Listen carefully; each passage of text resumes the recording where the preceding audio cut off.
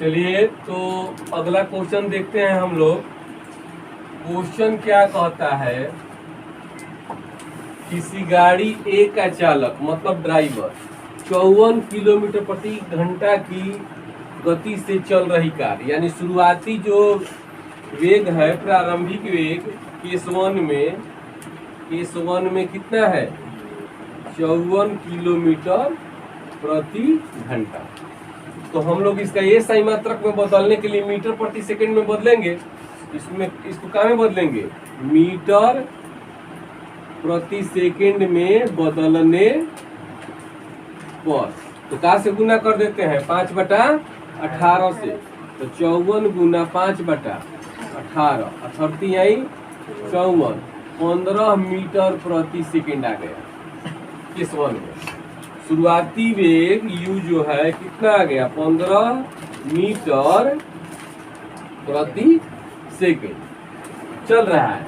अब ये ब्रेक लगाता है तो गाड़ी 5 सेकंड में रुक जाती है।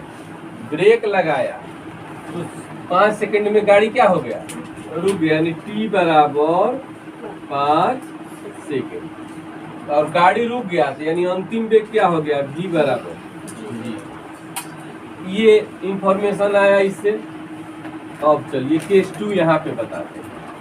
केस 2 दूसरा चालक, ये गाड़ी ए के लिए है, ये किसके लिए है, गाड़ी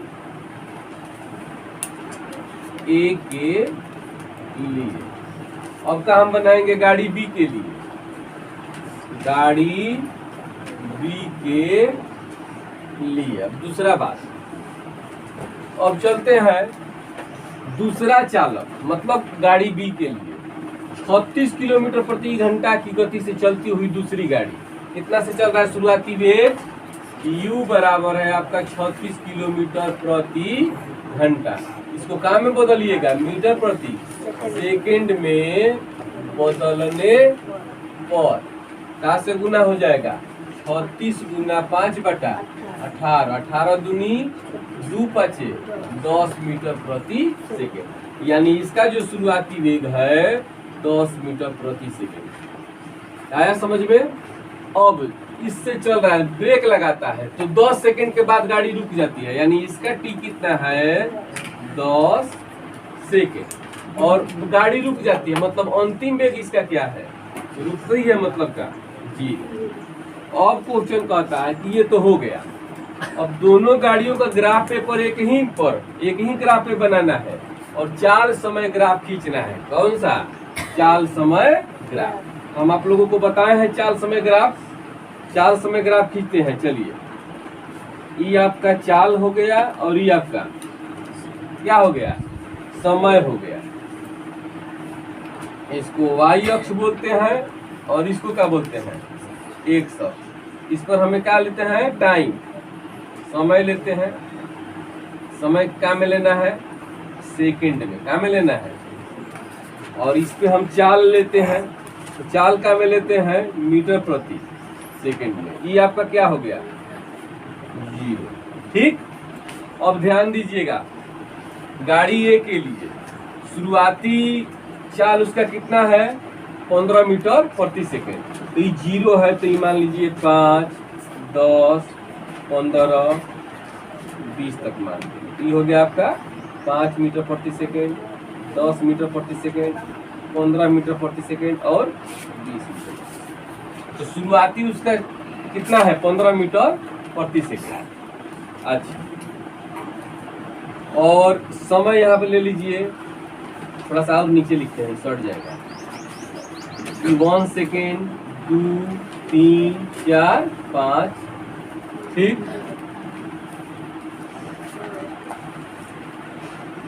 यहाँ पे 10 सेकेंड तक हमको दिखाना है तो 2 मान लेंगे। क्या मान लेंगे, 2 second, 4 second, 6 second, 8 second, 10 second. ये क्या है आपका टाइम। ठीक है। अब मिलाइएगा, क्या कर रहा है कि शुरुआती उसका वेग 15 मीटर प्रति सेकंड है और 5 सेकंड के बाद वेग क्या हो जाता है, 0। यानी शुरुआती उसका 15 मीटर प्रति सेकंड है और 2 दूना 4 5 लगभग यहाँ आएगा ना। यहाँ पर उसका वेग क्या हो जाता है, 0। 5 सेकंड में इसका वेग क्या हो जाता है, ई 4 है तो यहाँ पे 5 होगा आपका, तो क्या हो जाता है 0। 5 सेकंड में इसका वेग क्या होता है 0, यानी इस पॉइंट को और इस पॉइंट को हम क्या कर देंगे, मिला देंगे। और हम जानते हैं ये वस्तु किसके लिए होगा, गाड़ी ए के लिए होगा। और हम जानते हैं कि चाल और चाल समय ग्राफ से जो क्षेत्रफल गिरता है उससे दूरी निकलता है, यानी ओ ए और इस पॉइंट को मैं बी मान लिया, क्या मान लिया बी। तो त्रिभुज ओ ए बी से हम इस गाड़ी की दूरी निकाल लेंगे कि गाड़ी का दूरी क्या है, ठीक है। हाँ, अब दूसरा समझते हैं, ई वाला शुरुआती वेग उसका कितना है 10 मीटर प्रति सेकंड, शुरुआती कितना है 10 मीटर प्रति सेकंड। और 10 सेकंड बाद क्या हो जाता है 0, यानी 10 सेकंड के बाद क्या हो जाता है 0, यानी यहाँ से ई मिलेगा। ये किसके लिए होगा, बी के लिए। आ रहा समझ में। तो अब हमको यहाँ पे पॉइंट मान लेते हैं ए बी, यहाँ पे मान लेते हैं सी। अब इसका निकाल लेते हैं, चाल समय ग्राफ से घिरा हुआ क्षेत्रफल क्या देता है, घिरा हुआ क्षेत्रफल दूरी का मान देता है। तो क्या हो जाएगा, कार ए के लिए, कार ए के लिए दूरी बराबर क्या हो जाएगा, त्रिभुज ए ओ बी, त्रिभुज ए ओ बी का क्या आएगा क्षेत्रफल बराबर 1/2। आधार कितना है, तो आधार इसको बोलते हैं 5, ऊंचाई यहाँ से लेके यहाँ तक यानी 15, तो 15 5 75, 75 कटेगा तो आएगा 37.5, 37.5। यानी कार ए की जो है, कार ए की जो दूरी है तो कितना दूरी पर जाके रुक जाएगी, 37.5 मीटर दूरी चल लेने के बाद क्या हो जाएगी, रुक जाएगी। तो कार ए का मैंने ज्ञात कर लिया। अब यहाँ पे निकालते हैं आपको कार बी के लिए, कार बी के लिए, कार बी के लिए।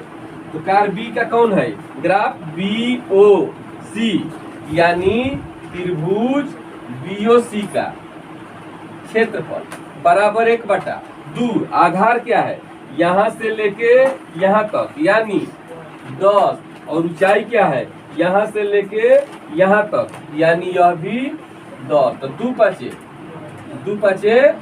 10 हो गया, तो 10 5 50 मीटर, यानी कार बी जो है, गाड़ी बी जो है 50 मीटर दूरी पर जाके क्या हो जाएगी, रुक जाएगी। तो यह इसका आंसर हुआ और यह इसका आंसर हुआ। तो होता क्या है कि अक्सर बच्चे फिजिक्स के न्यूमेरिकल से डर जाते हैं, उनको लगता है कि फिजिक्स का न्यूमेरिकल बहुत हार्ड होता है। इसमें करना क्या है कि फिजिक्स का कोई भी न्यूमेरिकल है, पहले आपको उस क्वेश्चन को ध्यान से क्या करना है, पढ़ना है, और पढ़ने के बाद में जो दिया रहता है उसको क्या कर दिया जाता है, नोट कर लिया जाता है। क्या क्वेश्चन में दिया है उसको क्या कर लेंगे, नोट कर लेंगे। इस क्वेश्चन में क्या दिया गया था, मैंने दोनों केस में क्या कर लिया, नोट कर लिया। और इसके बाद कह रहा था कि दोनों स्थितियों का ग्राफ एक ही ग्राफ पर खींचना है, दोनों स्थितियों का ग्राफ एक ही ग्राफ पर खींचना है, और बताना है कि कौन सी गाड़ी कितनी दूरी तय कर रही है। तो हम लोग जानते हैं कि चाल समय ग्राफ से घिरा हुआ क्षेत्रफल हमें क्या देता है, दूरी देता है। तो यह आपके गाड़ी ए के लिए हो गया और ई गाड़ी बी के लिए हो गया।